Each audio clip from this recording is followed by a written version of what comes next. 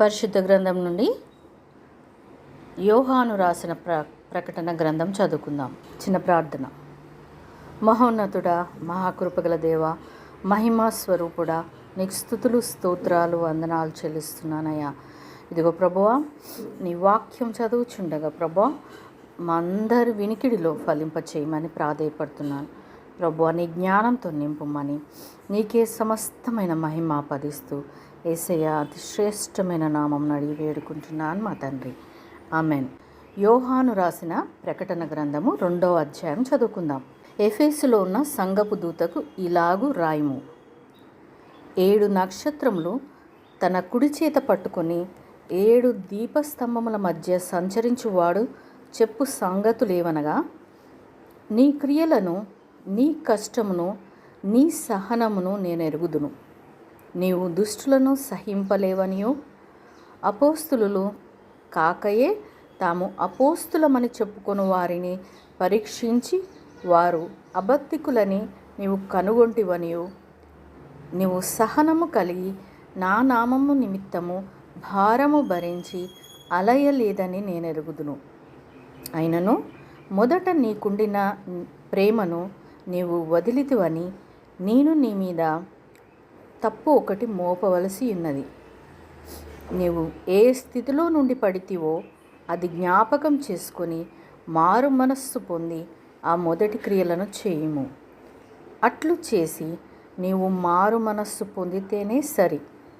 లేని ఎడల నేను నీ యొద్దకు వచ్చి నీ దీపస్తంభమును దాని చోట నుండి తీసివేతును.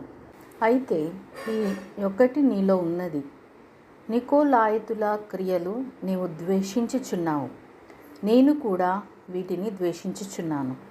చెవిగలవాడు ఆత్మ సంగములతో చెప్పుచున్న మాట వినుగాక.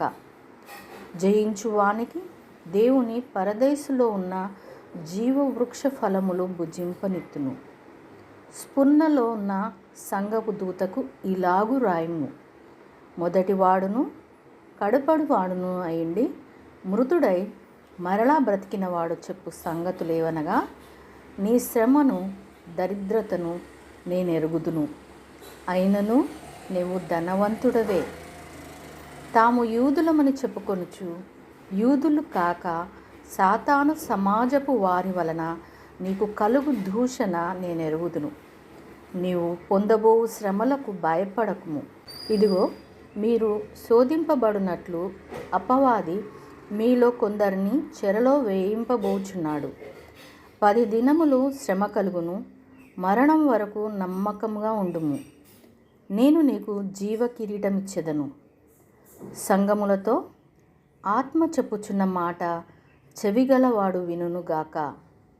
జయించువాడు రెండవ మరణం వలన ఏ హానియు చెందడు. పెర్గేంలో ఉన్న సంఘపు దూతకు ఇలాగు వ్రాయము. వాడి అయిన 2 అంచులు గల ఖడ్గము గలవాడు చెప్పు సంగతులేమనగా, సాతాను సింహాసనమున్న స్థలములో నీవు కాపురమున్నావని నేను ఎరుగుదును. మరియు సాతాను కాపురమున్న ఆ స్థలములో నా యందు విశ్వాసి అయ్యుండి నన్ను గూర్చి సాక్షి అయిన అంతిపయను వాడు మీ మధ్యను చంపబడిన దినములలో నీవు నా నామము గట్టిగా చేపట్టి నా యందలి విశ్వాసమును విసర్జింపలేదని నేను ఎరుగుదును. అయినను నేను నీ మీద కొన్ని తప్పిదములు మోపవలసి ఉన్నది. అవేవనగా, విగ్రహములకు బలి ఇచ్చిన వాటిని తినునట్లును, జారత్వము చేయునట్లును, ఇజ్రాయిళ్లకు ఉరియొడ్డమని బాలాకునకు నేర్పిన బిలాము బోధను అనుసరించువారు నీలో ఉన్నారు. అటువలనే నికోలాయితుల బోధ అనుసరించువారును నీలో ఉన్నారు. కావున మారు మనస్సు పొందుము. లేని ఎడల నేను నీ యొద్దకు త్వరగా వచ్చి నా నోట నుండి వచ్చు ఖడ్గము చేత వీరితో యుద్ధము చేసేదను. సంగములతో ఆత్మ చెప్పుచున్న మాట చెవిగలవాడు వినుగాక. జయించువానికి మరుగైయున్న మన్నాను భుజింపనిత్తును. మరియు అతనికి తెల్ల రాతినిత్తును. ఆ రాతి మీద చెక్కబడిన ఒక కొత్త ప్రేరుండును. పొందిన వానికే గాని అది మరి ఎవనికిని తెలియదు. తుయతైరలో ఉన్న సంఘపు దూతకు ఇలాగు వ్రాయము. అగ్ని జ్వాల వంటి కన్నులను అపరంజిని పోలిన పాదములను గల దేవుని కుమారుడు చెప్పు సంగతులేవనగా, నీ క్రియలను, నీ ప్రేమను, నీ విశ్వాసమును, నీ పరిచర్యను, నీ సహనమును నేను ఎరుగుదును. నీ మొదటి క్రియల కన్నా నీ కడపటి క్రియలు మరి ఎక్కువైనవని ఎరుగుదును. అయినను నీ మీద తప్పు ఒకటి నేను మోపవలసి ఉన్నది.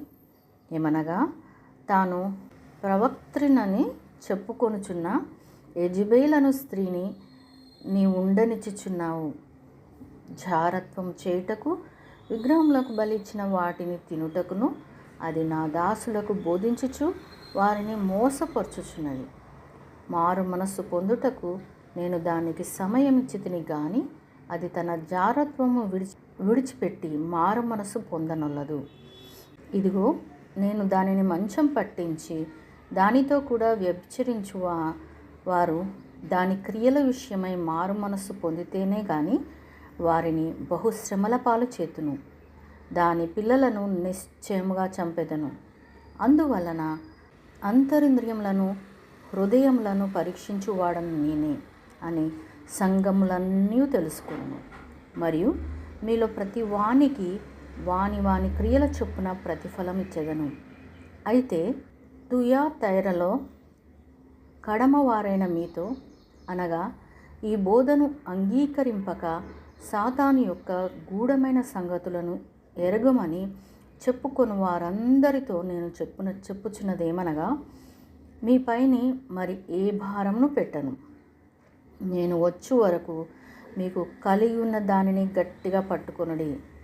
నేను నా తండ్రి వలన అధికారం పొందినట్టు జయించుచు అంతం వరకు నా క్రియలు జాగ్రత్తగా చేయువానికి జనుల మీద అధికారం ఇచ్చెదను. అతడు ఇనుప దండముతో వారిని ఏలును. వారు కుమ్మరవాని పాత్రల వలె పగలగొట్టబడుదురు. మరియు అతనికి వేకువ చుక్కను ఇచ్చెదను. సంఘములతో ఆత్మ చెప్పుచున్న మాట చెవిగలవాడు వినుగాక. తండ్రి, కుమార, పరిశుద్ధాత్మ నీకే స్తుతులు, స్తోత్రాలయ. ఇప్పటి వరకు మేము విన్న వాక్యాన్ని తండ్రి మా అందరి హృదయాల్లో ఫలింప చేయునుగాక. ఆమేన్.